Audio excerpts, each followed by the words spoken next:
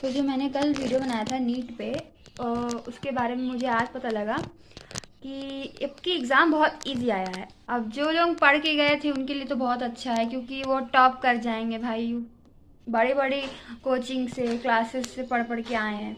अब जो मेरे जैसे हैं, जैसे स्टडी फ्रॉम होम जो कर रहे हैं, मैंने स्टडी फ्रॉम होम किया है, कोई ट्यूशन नहीं लिया है, क्योंकि इतनी वेल्थ नहीं थी भाई। मैं जो सच बता रही हूँ, देखिए, जो मैं स्टेबल नहीं थी, तो इसलिए मैंने कोई कोचिंग क्लासेस या ट्यूशन नहीं ज्वाइन करी, खुद से पढ़ाई करा है मैंने।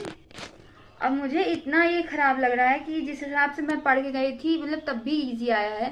और अगर मैं पढ़ के जाती बाई चांस, अगर ट्यूशन कहीं होता, कोचिंग होती नीट की, तो मैं टॉप ही कर जाती, हो जाता भगवान की दया से। लेकिन अब मैं अगले साल फिर अटेम्प्ट दूंगी, या तो मतलब समझ नहीं आ रहा अब कि इतना इजी पेपर आ गया, अब अगले साल आएगा कि नहीं आएगा। और जिन्होंने नहीं दिया इस साल, उनका भी देखो पछता गए वो लोग ना दे के, क्योंकि बहुत इजी आया है इस साल पेपर, इतना इजी आया। जबकि मैं कह रही हूँ, जो मैं मतलब मेरी बहुत बेस बहुत वीक है केमिस्ट्री फिजिक्स में। बायो में तब भी थोड़ा मतलब ठीक है, बट केमिस्ट्री फिजिक्स में मेरी हालत ख़राब हो जाती है, देख के ही हालत ख़राब हो जाती है। फिर भी मैंने नीट का एग्ज़ाम दिया। अब वो उस हिसाब से तो बहुत इजी था, पढ़ने वालों के लिए तो बहुत एकदम हलवा था। अब मेरे लिए थोड़ा टफ था। अब मैं क्या ही बताऊँ, मुझे इतना ख़राब लग रहा है कि इस साल अगर मैं अच्छे से पढ़ लेती तो हो ही जाता भगवान की दया से। अब देखो क्या हो, अभी तो रिजल्ट जब आएगा तभी पता लगेगा।